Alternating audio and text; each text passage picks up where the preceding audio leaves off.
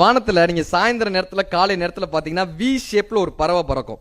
நீங்க கூகுள்ல கூட அடிச்சு பாருங்க வி ஷேப் பேர்ட்ஸ்னு. இதுதான் டீம் ஒர்க்ன்றாங்க. அந்த வி ஷேப் பறவையில ஃபர்ஸ்ட் பறவை இருக்குல்ல, அது அவ்வளவு எஃபர்ட் போட்டு அடிக்குமா பறக்கிறதுக்கு. அதுக்கு ரெண்டாவது வர்ற பறவை இருக்குல்ல, அது அவ்வளோ எஃபர்ட் போட தேவையில்லை, 80% ஆஃப் எஃபர்ட் போட்டா போதும்.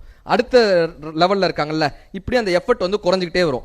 கடைசியா வருதுல ஒரு பறவை, அது ஜாலியா வரும், அதுக்கு பெருசா எஃபர்ட்டே கிடையாது. முன்னாடி இருக்கிறவங்க அப்படியே கூட்டிட்டு போயிட்டே இருப்பானுங்க. நம்ம எப்படி கடைசி பெஞ்சில் மண்டே அப்படி மறைச்சிக்கிட்டு உட்காந்துருப்போம்ல, அப்படியே மறைச்சிட்டு அந்த பறவை வந்துகிட்டே இருக்கும். பட் அந்த வி ஷேப் பறவைங்க போற ஸ்பீடு இருக்குல்ல, அது கொஞ்சம் குறைஞ்சாலுமே இந்த கடைசி பறவைக்கு தெரிஞ்சிருமா மொதல் பறவை டயர்ட் ஆயிடுச்சுன்றது கடைசி பறவைக்கு தெரியுமா. இந்த கடைசி பறவை உடனே என்ன பண்ணுமா, டக்குன்னு போய் தான் தலைமைத்துவத்தை எடுத்துட்டு அந்த பறவை ரெஸ்ட் எடுக்க அனுப்பிடுவாங்க.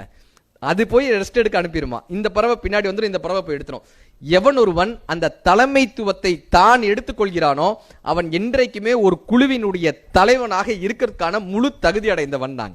Leadership is not an position, it's an action.